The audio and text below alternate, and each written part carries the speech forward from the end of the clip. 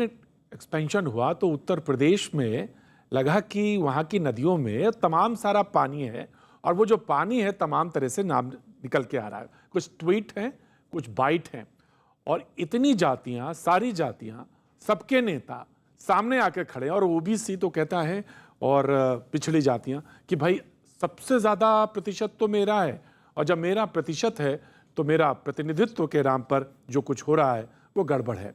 तो अभी जो बात हो रही थी ब्राह्मण वोट पे वो आ गई पिछड़े पे और पिछड़े से निकल के जब बात आगे बढ़ी तो पहुंच गई रिलीजन पे, जी हाँ, धर्म पर। तो बहुत तीखी लड़ाई है और बहुत नैरो लड़ाई है। पहले ये नज़र इस तरफ, फिर मेहमानों से तारुफ और बातचीत का सिलसिला आपसे जोड़ देंगे। जी, पहले नजर यहाँ। जो ये लोडर पैदा कर रहे हैं, झुंझुना थमा रहे हैं, जब पिछड़े समाज के 52% आबादी, जब इनको शुल्क प्रतिपूर्ति और छात्रवृत्ति देने के लिए बजट एक भी बैकवर्ड नेता नहीं बोला।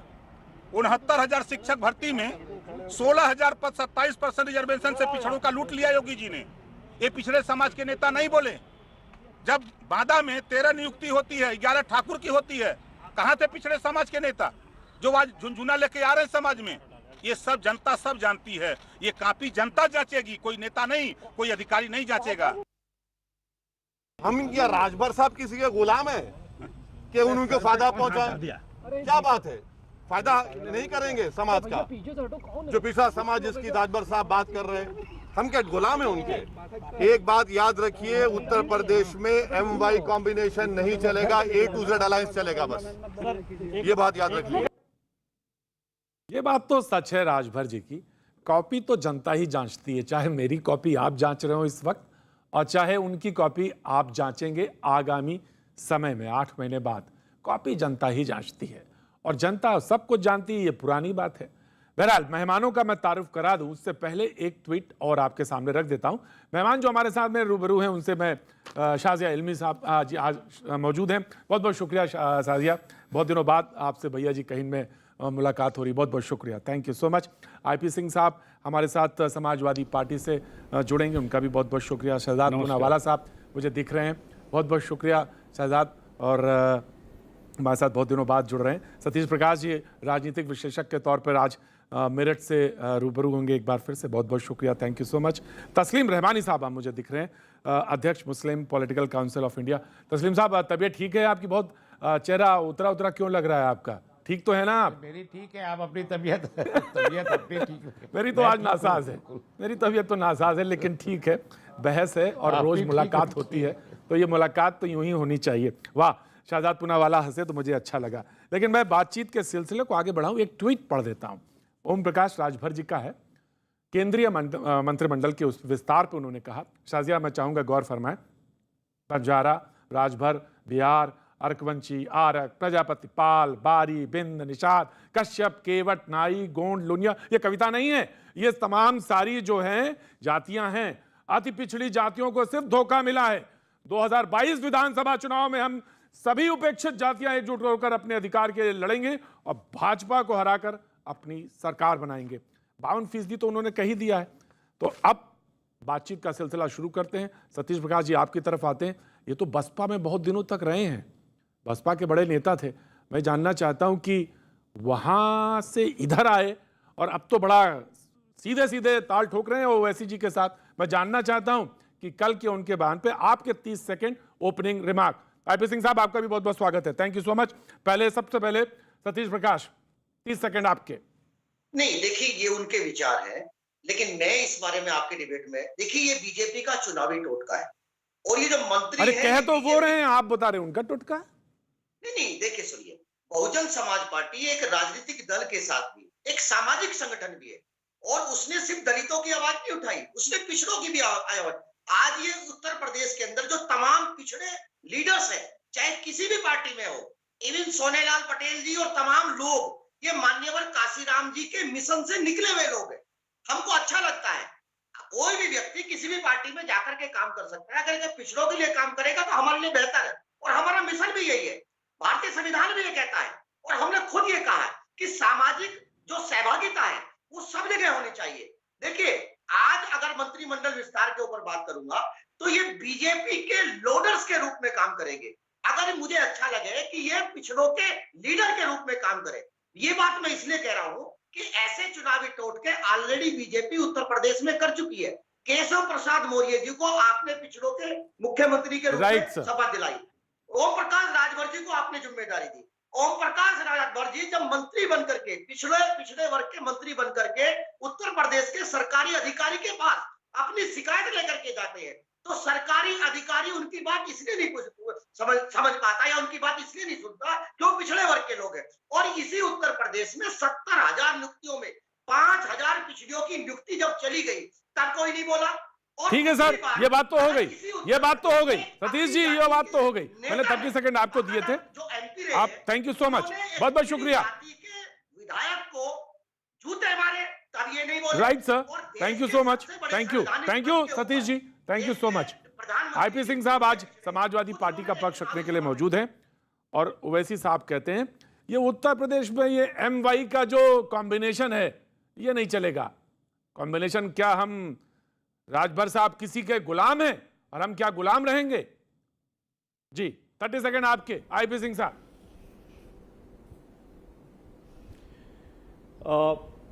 सबसे अहम बात है कि बीजेपी का जो बिगेस्ट पार्टनर है CBI, ED और इनकम टैक्स वो कैंपेन के लिए उत्तर प्रदेश में लॉन्च हो चुका है, उनका कैंपेन जारी है और CBI की जो पुरानी फाइलें हैं उसे पलटने का काम शुरू हो गया है। जिन भी राज्यों में चुनाव होता है, ये जो बिगेस्ट पार्टनर है बीजेपी का, मोदी जी का, वो सबसे पहले वहां पहुंचता है, चाहे महाराष्ट्र हो, झारखंड हो, बिहार हो या अभी नियर अबाउट बंगाल में हमने देखा कि किस तरह से दीदी के साथ और उनके घर में भी CBI ने दस्तक दी थी। तो बिगेस्ट पार्टनर का यहां स्वागत है और उसकी आंखों में आंखें डालकर समाजवादी पार्टी बात करने वाली है, जवाब देने वाली है।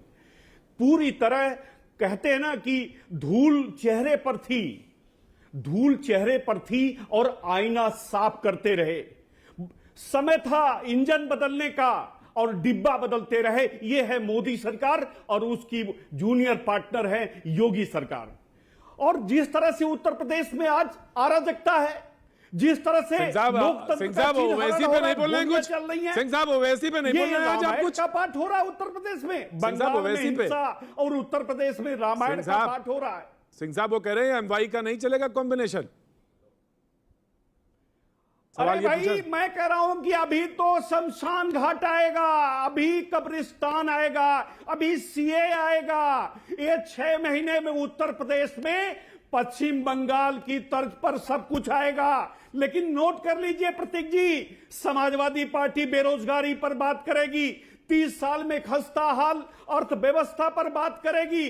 समाजवादी पार्टी जो जिन लाखों परिवारों ने उत्तर प्रदेश में अपने परिजनों को खोया, जिन्हें ऑक्सीजन नहीं मिला, समाजवादी पार्टी उन मुद्दों पर बात करेगी। युवाओं को रोजगार नहीं मिला, समाजवादी पार्टी उस पर बात करेगी। अरे आइए, चुनौती, अरे आदित्यनाथ जी चुनौती, हैदराबाद को क्या देते हैं चुनौती के लिए? माननीय अखिलेश जी तैयार हैं, हम आपकी आंखों में आंखें डाल के जवाब देना चाहते हैं। हम दो हाथ करने के लिए तैयार बैठे हैं। उत्तर प्रदेश की जनता परिवर्तन चाहती है और परिवर्तन। थैंक यू सिंह साहब, मैं भी थैंक यू सिंह साहब, शुक्रिया शुक्रिया सिंह साहब। मैं कहता जरूर हूं 30 सेकंड, लेकिन घड़ी मेरे पास नहीं रहती 30 सेकंड, और वो 30 से लगभग 40-45 तो हो ही जाता है, क्योंकि मेरे पास बोलने देने के लिए समय बहुत होता है। बहुत बहुत शुक्रिया सिंह साहब, जरूर मौका आएगा, मंच से बोलिएगा। और अच्छा बोलते हैं आप, मैं जानता हूं, आपको यूनिवर्सिटी एज से जानता हूं, आप अच्छा बोलते हैं, जरूर भाषण दीजिएगा। लेकिन ओवैसी साहब ने आपको चैलेंज दिया है MY वाला। शाजिया इल्मी मुस्कुरा रही हैं, 30 सेकंड ओपनिंग रिमार्क आपके। शाजिया देखिए, चाहे सिंह साहब जितनी भी अच्छी शब्दावली का इस्तेमाल करें, बहुत अच्छी ज़हीन वहीन बातें करें, सब जानते हैं, चाहे वो BSP हो या SP हो, किस तरह से एक एक खास वर्ग को, और एक एक नहीं बल्कि कॉम्बिनेशन को अगर देखा जाए, और सिर्फ MY नहीं, अजगर से मजगर, और चाहे अहिर हो या जाट हो या मुसलमान हो, चाहे ये कॉम्बिनेशन हो, चाहे वो कॉम्बिनेशन हो, चाहे दलितों के साथ साथ ब्राह्मणों को ले आया जाए, चाहे सतीश मिश्रा का इस्तेमाल हो, चाहे फलाना का इस्तेमाल हो, चाहे उसका हो, सब जानते हैं आज की असलियत। आज की असलियत ये है कि हर एक वर्ग जितना भी पिछड़ा हो, सब सब सब, सब अब समझने लगे हैं कि वो अपना प्रतिनिधित्व भी चाहते हैं, नुमाइंदगी भी चाहते हैं हर एक जगह पर, और वो बेहतर जिंदगी भी चाहते हैं। वो अब सिर्फ सियासी चारा नहीं बन के रहना चाहते हैं, और असल में अब उन्होंने देख लिया है कि उनको सियासी चारा किसी भी नेता का बनने की जरूरत भी नहीं है, और इस तरह की ब्लैकमेल से भी वो परे हो चुके हैं। उन्होंने सब देख लिया है, और जब इंसान ने बेहतर जिंदगी, बेहतर नेता, बेहतर गवर्नेंस को एक बार उसका मजा ले लिया है ना, तो उसको वो पुरानी गुलामी में नहीं जाएगा। एक बार जब उसको फ्रीडम मिल जाती है ना, आजादी, एक मुक्ति मिल जाती है इस तरह की आइडेंटिटी पॉलिटिक्स से, जो उसको ब्लैकमेल करके रखती है कि तुम हमारे साथ रहो, हमारे सियासी गुलाम रहो, हम तुम्हें गुलाम बना के रखेंगे भाई, तुम मजबूर हो, ये जालिम है, हम तुम्हें बचाएंगे, करेंगे नहीं कुछ हमारे लिए, ना तो गैस पहुंचेगी घर पे, ना कोई स्कीम पहुंचेगी घर पे, रहोगे बदहाली में, नोट कमाएंगे हम ही, वोट लेंगे तुम्हारा, तुम मुसलमान हो, मुसलमान गरीबी में ही रहोगे, पढ़ो लिखोगे नहीं, जहालत में ही गुजारोगे जिंदगी, तुम्हारे वोट लेकर हम बनेंगे क्या हमारे बच्चे कहाँ जाएंगे, तुम्हें इस्तेमाल करेंगे, एमवाई की बात जरूर करेंगे, लेकिन जो सारे मुस्लिम बहुल्य के जो इलाके हैं ना, वहां पे अपने भाई बंधुओं को, अपने सारे चाचा मामाओं को दे देंगे सारे टिकट, तुम्हें इस्तेमाल करेंगे, तुम्हारे कंधों को, पर बनेंगे तो राजा हम ही।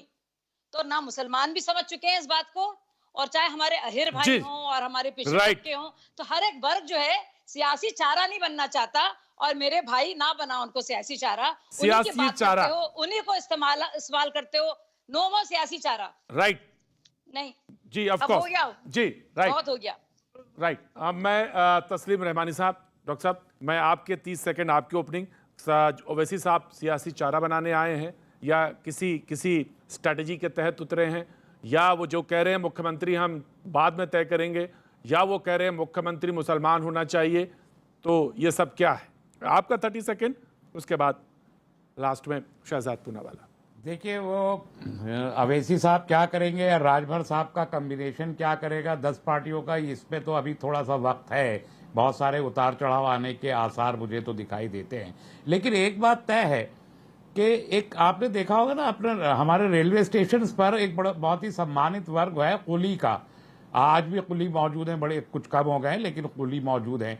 कुली है साहब लोग उतरते हैं ट्रेन से, और कुली साहब दौड़ते हैं कि साहब सामान हम ले जाएंगे, और वो उनका सामान उठा के उन्हें अपनी मंजिल तक पहुंचाने का काम कुली हजरात करते हैं, और फिर उनको मुआवजा मिल जाता है। आइडेंटिटी पॉलिटिक्स के इस जमाने में भी, 70 साल के बाद भी आइडेंटिटी पॉलिटिक्स इस मुल्क में मौजूद है। सेकुलरिज्म के मुंह पे सबसे बड़ा तमाचा है ये, मैं इसे मानता हूं। जात पात की सियासत हो या मजहब की सियासत हो, आज भी अगर मौजूद है हर पार्टी के अंदर, तो इस मुल्क में सेकुलरिज्म की नाकामी का सबसे बड़ा सबूत है। हमारा मसला यह है कि हमने हर एक का सामान ढोया, हर एक का बोझ ढोया, चाहे वो पिछड़ी जात हो, अगली जात हो, कांग्रेस हो, सपा हो, बसपा हो, सबका सामान उठा के उनको अपनी इक़्तिदार की मंजिल तक हमने पहुंचाया। और हम बदकिस्मती से वो कुली है जिनको मुआवजा भी नहीं दिया गया, मुफ्त में सामान पहुंचाया, और जब वो मंजिल पे पहुंच गए तो लात मार के हमको फिर रेलवे स्टेशन पहुंचा दिया, आप किसी दूसरे का सामान उठाओ। तो ये बात अब समझ में आ चुकी है सब लोगों की, इसलिए ये मजीद चलने वाला नहीं है। हमने भी ये तय किया है कि हम कुली नहीं बनेंगे, और हमारी जो पोजीशनिंग है, उत्तर प्रदेश की सियासत हो या बिहार की सियासत हो या बंगाल की सियासत हो या असम की सियासत हो, वहां हमारी पोजीशनिंग ये है कि हम सबसे बड़ा ग्रुप हैं वोट के एतबार से, नंबर के एतबार से, और सबसे ज्यादा पिछड़ा भी सियासी एतबार से हम ही है, मार्जिनलाइज भी हम ही है, हमारे नाम पे ध्रुवीकरण भी किया जाता है और हम ही को प्रताड़ित भी किया जा रहा है। तो ये सूरत हाल आखिर कब तक बर्दाश्त की जाएगी, ये एक बड़ा सवाल है जो उत्तर प्रदेश। राइट, मैं आता हूं आपके पास, मैं आता हूं। तो ओवैसी साहब आपके तमाम वो जो एस्पिरेशंस हैं उनको पूरा करने के लिए सही बैठते हैं या नहीं, ये सवाल होगा। लेकिन शहजाद पूनावाला, 30 सेकेंड आपके रिमार्क्स ओपन, फिर डिबेट ओपन है और फिर डिबेट में बात आगे बढ़ाएंगे। लास्ट आप शहजाद। देखिए, ओवैसी साहब बिल्कुल भाईचारे की तो बात करते हैं, पर भाई वो है और चारा कोई और है। इसीलिए जब अखलाक या मीम पर हमला होता है तो मुस्लिम लाइव्स मैटर का हैशटैग चलाते हैं, पर जब मुस्लिम मॉब द्वारा पूर्णिया में महादलितों पर हमला होता है या खेताराम भील को मार दिया जाता है, तब ये चारे के ऊपर, मतलब भाईचारे के चारे के ऊपर जय भीम बोलने वाले लोग नहीं आते सड़कों पर। तो ओवैसी साहब की तो हिपोक्रेसी का क्या ही कहना। पर आज मैं सिर्फ इतना कहना चाहूंगा कि मैं दो चीजों के लिए बड़ा खुश हुआ। आज पहली बार ऐतिहासिक रूप से उन 47-48 लोगों को मौका मिला है केंद्रीय कैबिनेट में प्रतिनिधित्व करने का, जो ऐसे समाजों से आते हैं जिनको हजारों वर्ष तक दबा हुआ और कुचला हुआ रखा गया है जानबूझकर। आप देखिए, आज 27 ओबीसी को कैबिनेट मंत्री बनाया गया है या एमओएस बनाया गया है, 12 शेड्यूल कास्ट को बनाया गया है, 8 शेड्यूल ट्राइब को बनाया गया है। ऐसी जातियां जिनको कभी भी अवसर नहीं मिलता था, ये इसलिए मुमकिन है क्योंकि आज खुद प्रधानमंत्री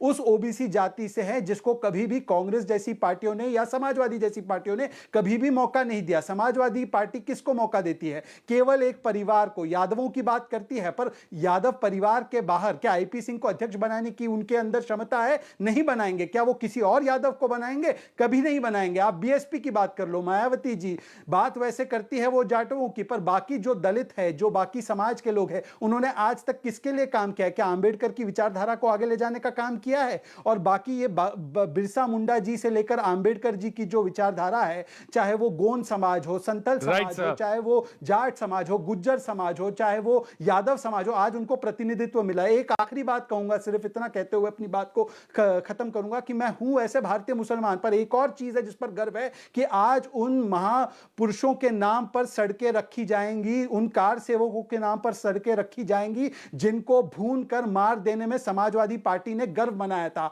आज सोचिए कि जिन लोगों को राम और राम मंदिर से इतनी आपत्ति है, आज प्रदेश और देश में ऐसा माहौल है कि रोम भक्तों को भी जय श्री राम कहना पड़ रहा है। और आज उन लोगों को जिनको निर्ममता से मार दिया गया था, आज उनके शहादत को आज एक तरीके से एक सम्मान दिया जाएगा, तो वो सबसे बड़ी बात है। और इसमें अगर किसी को बुरा लगता है तो मैं जी, आरपी सिंह साहब कह रहे हैं, debate is open now. RP Singh साहब कुछ कह रहे हैं, ऑडियो खोलिए उनकी। सड़कें थी तो जी आरपी सिंह साहब कुछ कह रहे हैं।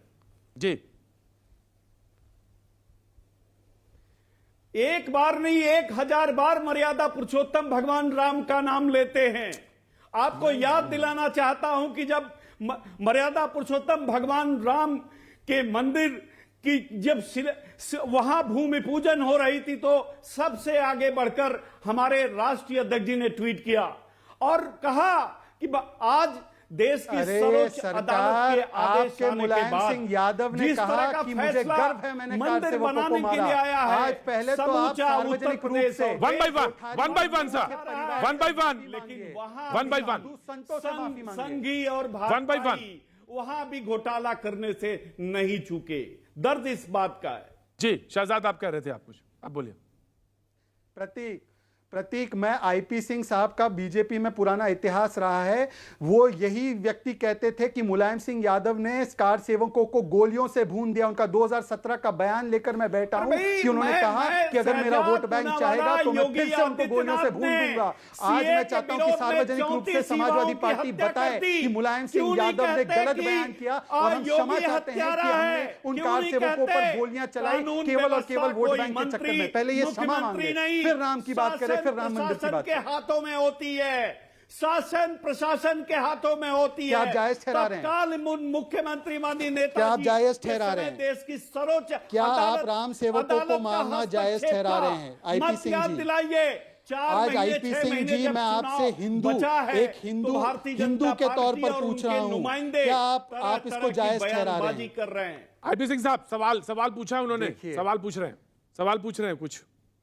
क्या मुलायम सिंह यादव के उस बयान को आप सही ठहरा रहे हैं जिसमें उन्होंने कहा कि हाँ मैंने मारा कार सेवकों को मरवाया, मैंने कार सेवकों। और मैं कहूंगा कि एक बार अयोध्या भी आइए, एक बार भगवान कृष्ण की जन्मस्थली मथुरा भी आइए। सिंह जी, मैं आपसे ज्यादा श्री अयोध्या गया हूँ, मुझे आपसे अयोध्या जाने का सर्टिफिकेट नहीं चाहिए। चलकर पूना अयोध्या में गया हूँ, माँ शेरावाली का दर्शन भी करिए।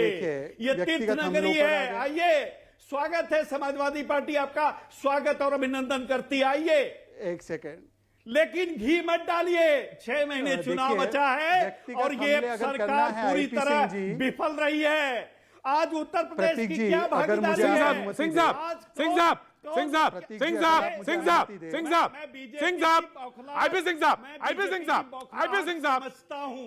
आईपी सिंह आज साहब, कोई कैबिनेट नहीं है। आईपी सिंह साहब, आईपी सिंह साहब, रक्षा मंत्री आईपी सिंह साहब, राजनाथ सिंह, वो भी उनका कद ऊपर से नीचे कर दिया गया, कट कर दिया गया। लगातार देखिए, आज उत्तर प्रदेश की नुमाइंदगी, मैं एक बात बताइए, बोल सकता हूं क्या? स्टेट मिनिस्टर बनाए जा रहे हैं। कौन राइट सर। फैसला ये- लेने की ये स्थिति देखिए, में है? शहजाद योगी पूनावाला आदित्यनाथ करिए, फिर मैं फैसला एक लेने बात की प्रतीक स्थिति जी, में है अगर ये क्या? लगातार सिंह साहब, बोलेंगे सिंह तो साहब, चर्चा नहीं ऑडियो हो पाएगी। ऑडियो डाउन, आप- ऑडियो डाउन, आप ऑडियो अगर डाउन। मेरी सिंह बात साहब, थोड़ी सी ले लें। मोनोलॉग नहीं, सिंह साहब, देखिए मोनोलॉग नहीं। प्रतीक जी, जी, मैं जी। आपको वो बयान दिखा रहा हूं।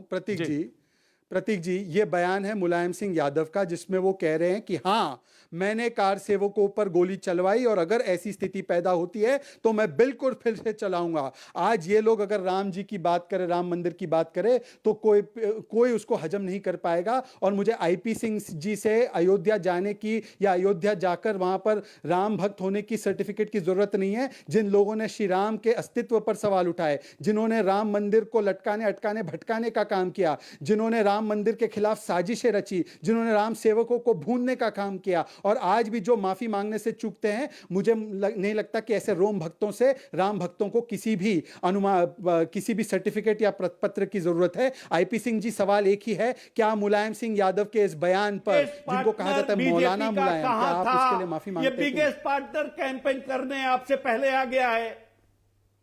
जी, रहमानी साहब, ये बिगेस्ट पार्टनर जो हैं, ये कह रहे हैं, उसी तरफ इशारा कर रहे हैं, और ये कह रहे हैं ओवैसी साहब कहां थे? ओवैसी साहब की तरफ इशारा है सिंह साहब का।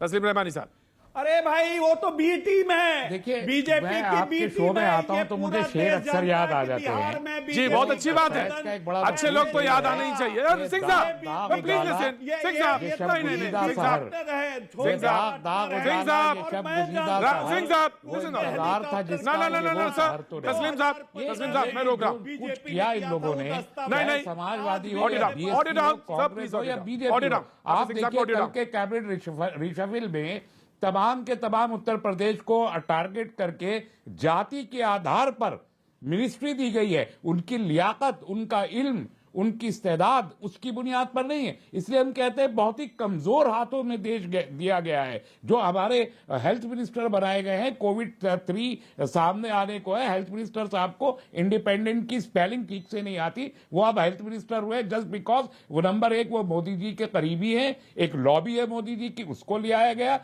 या फिर कास्ट कॉम्बिनेशन को यूपी को सामने रखते हुए वहां पर कास्ट कॉम्बिनेशन। तो ऐसी अगर कैबिनेट है तो उस कैबिनेट से इसकी उम्मीद नहीं की जा सकती कि वो देश की तरक्की के लिए काम करेगी। दूसरी बात, उत्तर प्रदेश के चुनाव में सीधे यहां बाबरी मस्जिद की बात छेड़ दी गई तो मैं जिक्र कर रहा हूं, वरना मैं नहीं करता।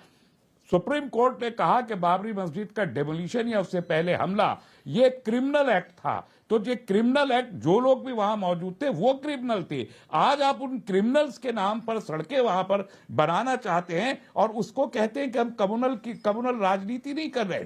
जो वहां के क्रिमिनल्स हैं, उन क्रिमिनल्स को लेके अदालत, क्रिमिनल खड़े होके कह रहा है कि मैं क्रिमिनल हूं, और अदालत वहां खड़े होके ये कह रही है कि नहीं, आप क्रिमिनल नहीं है। तो अगर क्रिमिनल के ये मजबूरी यहां तक पैदा हो गई है कि सड़कों के नाम भी क्रिमिनल्स के नाम पे रखे जाएंगे, तो इलेक्शन कितनी बड़ी मजबूरी बन चुके हैं सत्ताधारियों की भी और सत्ता के एस्पायरेंट की भी, ये समझा जा सकता है। ऐसे में हमारी पोजीशनिंग, हमारा प्लेसमेंट क्या होगा, क्या इस सवाल पे गौर करना हमारी जिम्मेदारी और हमारा हक नहीं है? अब इन्होंने अपनी बात रखी, मैं अपना जवाब रख सकता हूं क्या प्रतीक जी? बहुत शुक्रिया आपका। देखिए, पहले तो इस कैबिनेट में 13 लॉयर, 6 डॉक्टर, 7 PhD और 68 ग्रेजुएट्स है। तो किसको कौन काबिल है और कौन काबिल नहीं है, उसको तय करने का पैमाना तस्लीम रहमानी तय ना करे। और क्या अंग्रेजी ना आना, अंग्रेजी अगर नहीं आती है तो इसका मतलब आप काबिल नहीं है? ये कैसी कॉलोनियल और इंपीरियलिस्टिक माइंडसेट है? केरला में सबको अंग्रेजी आती है, वहां पे सबसे ज्यादा केस चल रहे हैं कोरोना के। महाराष्ट्र में सबको अंग्रेजी आती है, महाराष्ट्र में सबसे ज्यादा केस चल रहे हैं। और उत्तर प्रदेश, नहीं, ये उत्तर प्रदेश की तोहमत करने वाले, ये हिंदी बोलने वाले लोगों को गाली देने वाले जो लोग यहाँ पे बैठे हैं,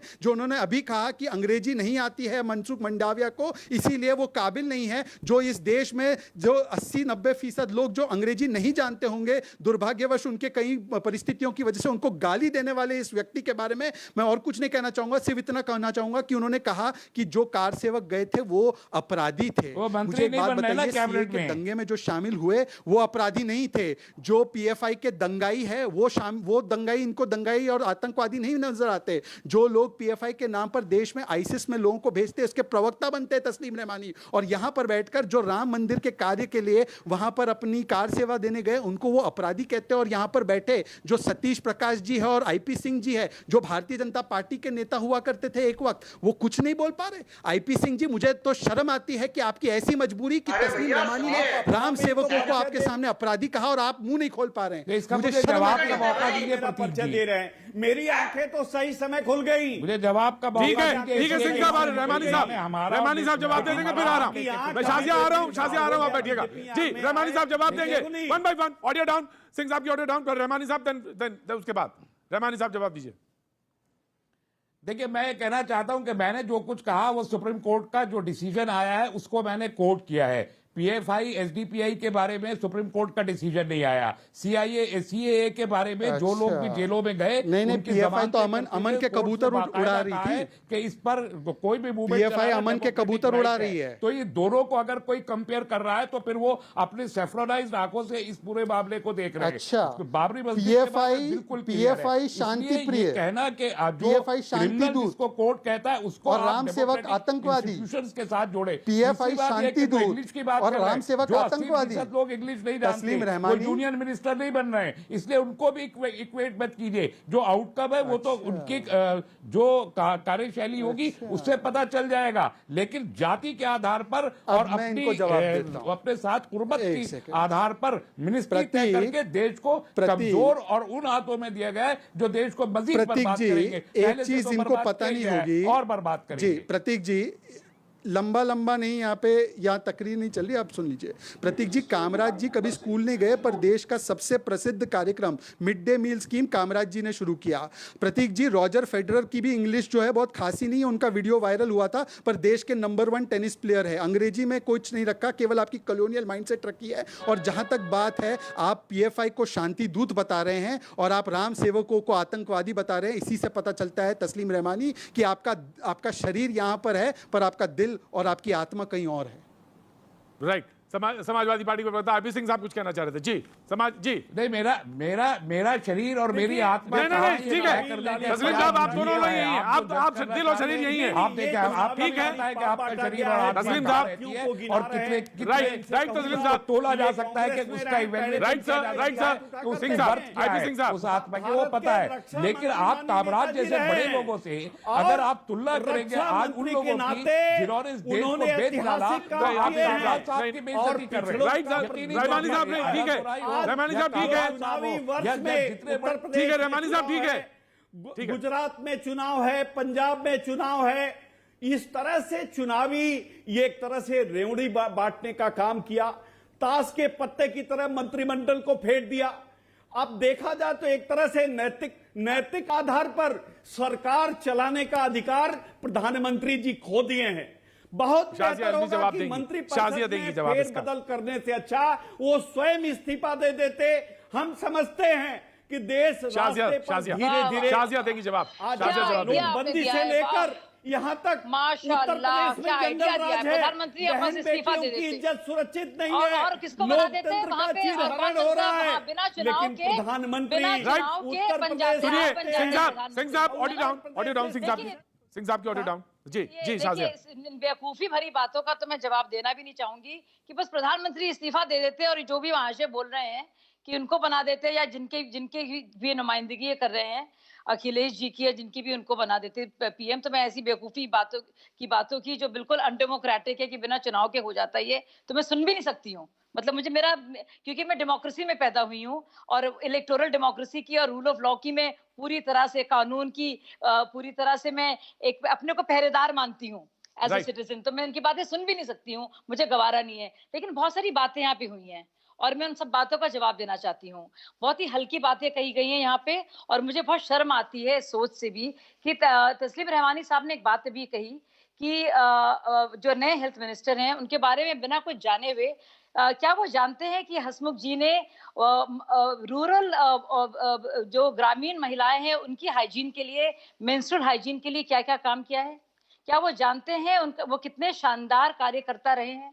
क्या उनको ये पता है जरा सा भी उनके बारे में कुछ भी, बजाय कहने की कि वो इंडिपेंडेंट की स्पेलिंग नहीं जानते हैं? मैं नहीं जानती तस्लीम रहमानी की अंग्रेजी कितनी अच्छी है, लेकिन मैं जरूर कह सकती हूँ कि जितने भी, चाहे फ्रांस के जितने प्रीमियर हों या प्रेसिडेंट हों या चाइना के हों या पुतिन हों, तो कोई भी उनकी अंग्रेजी पता नहीं कैसी हो, लेकिन वो अपने देश के बागडोर को संभालते हैं और अंग्रेजी इसका पैमाना नहीं होती, ना ही हमारे देश में इस बात का ये पैमाना होता है। ये सिर्फ तस्लीम रहमानी की सोच है और मुझे मालूम नहीं अगर ये पैमाना ये अपने पर लागू करेंगे तो ये फिर भी अपने आप भी इन पर लागू होगा, क्योंकि मैं जानती नहीं इनकी अंग्रेजी कितनी अच्छी है और पीएफआई में कितने लोग हैं। क्या ये चाहते हैं कि वो इंसान जो गुजरात की लॉबी से है या मोदी के लॉबी से है हेल्थ मिनिस्टर बने, कि जो आईसिस से आता है वो बने देश का हेल्थ मिनिस्टर? मैं ये जानना चाहती हूँ उनसे, मतलब उनको इस बात से गुरेज है कि वो गुजरात के हैं तो उन्हें गुजरातियों से ही नफरत हो गई? और क्या प्रधानमंत्री जो इस देश का चुना हुआ प्रधानमंत्री है दूसरी बार, जो पहली बार ऐसा हुआ है कि नॉन कांग्रेस कोई इंसान जो पिछला किसी डायनेस्टी के आया है इतना बड़ा मैंडेट लेकर वो अपना काउंसिल ऑफ मिनिस्टर्स बना रहा है, तो उससे दिक्कत हो रही है। और किसी और शख्स ने भी बहुत हल्की बात कही जो बहुत ज्यादा बोल रहा था, जो खुद अखिलेश जी को बनाना चाह रहा है पीएम बिना किसी चुनाव के, वो भी मैं उनसे कहना चाहूंगी भाई साहब आपको बड़ी दिक्कत हो रही है। आप कह रहे हैं पॉलिटिक्स को देखते हुआ है, तो बंगाल से जितने भी मंत्री आए हैं और कौन कौन आए हैं देखिए कितने बड़े नाम। त्रिपुरा से पहली बार एक महिला आई है जो मंत्री बन के आई है, पहली बार 70 साल में। शर्म आती है, मैं डेमोक्रेसी का हिस्सा हूँ, आप भी हैं, शर्म आती है कि पहली बार कैबिनेट में एक त्रिपुरा से एक पहली बार प्रतिनिधित्व मिला है। जब उत्तर प्रदेश के गांव-गांव में लोग मौत हो रही थी, मर रहे थे, तब भारत का प्रधानमंत्री पश्चिम बंगाल में ये कह रहा था कि ओ दीदी, उत्तर प्रदेश का मुख्यमंत्री योगी आदित्यनाथ पश्चिम बंगाल में जाकर ओ दीदी कर रहे थे। तकलीफ इस बात की है। कर्नाटक में लोग आए हैं, वहां पे कौन से इलेक्शन हुए हैं रो रहे? बताइए, जवाब है?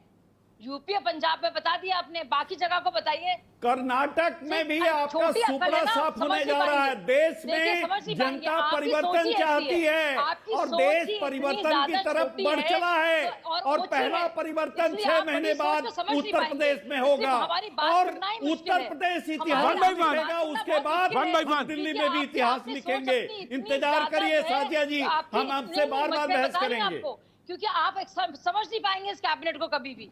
आपकी राजनैतिक सूझबूझ पर मुझे तरस आता है, मुझे आपकी राजनैतिक सूझबूझ पर तरस आता है। आप बताइए, उत्तर प्रदेश देश का सबसे बड़ा सूबा है कि नहीं है? ठीक है, सूबा है कि नहीं है? ये कितने कैबिनेट मंत्री हैं? आप बताइए कितने कैबिनेट मंत्री हैं? 25 करोड़ का उत्तर प्रदेश और एक राजनाथ सिंह, वो भी रक्षा मंत्री, वो भी उत्तर प्रदेश से। राइट सर, आईपी सिंह साहब, right sir, Shazia, right sir, Shazia हो गए हैं जी, छोड़ दिया है। कोई बोलता रहे, मैं समझ, शाजिया समझना बहुत डिफिकल्ट होता है, शाजिया बहुत डिफिकल्ट होता है, बहुत डिफिकल्ट होता है Shazia, I understand, it's very difficult. Singh साहब तड़प के मरते रहे। राइट सिंह साहब, आप अपना मयार गिरा रहे हैं भाई साहब, आप अपना मयार गिरा रहे हैं। जी आप कह रहे थे पॉलिटिक्स की वजह से हो रहा है, मैंने आपको बताया फिर बंगाल से क्यों लोग हैं। शहजाद पूनावाला जवाब देना चाहते हैं, शहजाद पूनावाला जवाब देना, तस्लीम शहजाद पूनावाला जी, शहजाद पूनावाला, सतीश प्रकाश जी आ रहा हूं मैं। मतलब थोड़ी तो लॉजिक का इस्तेमाल कीजिए। राइट। हाँ, प्रतीक जी, अगर हाँ प्रतीक जी, कितनी विडंबना की बात है कि आज देश का प्रधानमंत्री स्वयं उत्तर प्रदेश से है, पर ये लोग फिर भी कह रहे उत्तर प्रदेश को प्रतिनिधित्व नहीं मिल पा रहा और उत्तर प्रदेश को बार बार उसको बदनाम करने की यहाँ पे साजिश रची जा रही है। आज ऐसा दिन है प्रतीक जी, आज इस शो पे आने से पहले 1 सेकंड, सिर्फ 10 सेकंड दे दीजिए, मैं कंप्लीट करना चाहता हूँ। आज उत्तर प्रदेश 23 करोड़ की आबादी होने के बावजूद देश में सबसे ज्यादा RT-PCR और बाकी टेस्टिंग कराने वाला प्रदेश अगर कोई है तो वो उत्तर प्रदेश 6 करोड़ टेस्ट करा दिया, महाराष्ट्र को पीछे छोड़ दिया है। आज आज उत्तर प्रदेश ने 3.5 करोड़ से ज्यादा वैक्सीन लगाकर महाराष्ट्र को पीछे छोड़ दिया है। आज महाराष्ट्र के अंदर 8 से 10 एक सेकंड प्रतीक जी, मैं किसी के बीच में नहीं बोला। सिंह साहब, प्रतीक जी मुझे अपनी बात में कुछ आंकड़े रख रहे सिंह साहब सुन लेते हैं, सिंह साहब सुन लेते हैं, अच्छा लगेगा। प्रतीक जी देखिए, सिंह साहब, मैं उत्तर प्रदेश सिंह के साहब, लोगों के बारे में सिंह साहब मैं आपको टाइम दे दूंगा 30 सेकंड। सिंह साहब मैं 30 सेकंड आपको टाइम दे दूंगा। सिंह साहब, सिंह साहब, Shahzad, yeah of course I know it's very difficult to speak. Shahzad मैं जानता हूं। आईपी सिंह साहब केवल इतना audio down, sorry audio down. Singh साहब, आईपी सिंह साहब, आपको जानता हूं, बेहतर तरह से जानता हूं। प्लीज एक एक करके 1 by 1 अच्छा लगेगा। वो शहजाद कुछ बोल रहे हैं, बोलने दीजिए, मैं 30 सेकंड आपको दे दूंगा जी। 20 सेकंड, मात्र 20 सेकंड लूंगा कि उत्तर प्रदेश को बदनाम मत करो। 23 करोड़ की आबादी वाला उत्तर प्रदेश आज मात्र एक दिन में 120 कोविड केस दे रहा है, क्योंकि योगी आदित्यनाथ का 3T फॉर्मूला काम कर रहा है। 3 लाख टेस्ट हो रहे हैं, पर महाराष्ट्र जिसकी आबादी एक आधी है उत्तर प्रदेश से, वो 8,000 दे रहा है। केरला जिसकी आबादी 3 करोड़ है, वो 12,000 केस दे रहा है। आज कोविड सेकेंड वेव ढलान पर है, पर महाराष्ट्र महाराष्ट्र, तमिलनाडु, केरला ये 50% से ज्यादा केस दे रहा है, पर फिर भी यहाँ पर उत्तर प्रदेश की तथाकथित पार्टियां उत्तर प्रदेश को बदनाम कर रही हैं। ये मोदी और योगी से इतना नफरत कर रही है कि उत्तर प्रदेश के लोगों को गालियां दे रही है। मुझे शक होता है आईपी सिंह जी, आपकी वाले लोग हैं। मैं दोनों को रोक रहा हूं। एक वक्त तक छोटे से ब्रेक के बाद मैं आता हूं। सतीश जी मैं आपसे शुरू करूंगा, वक्त छोटे से ब्रेक का।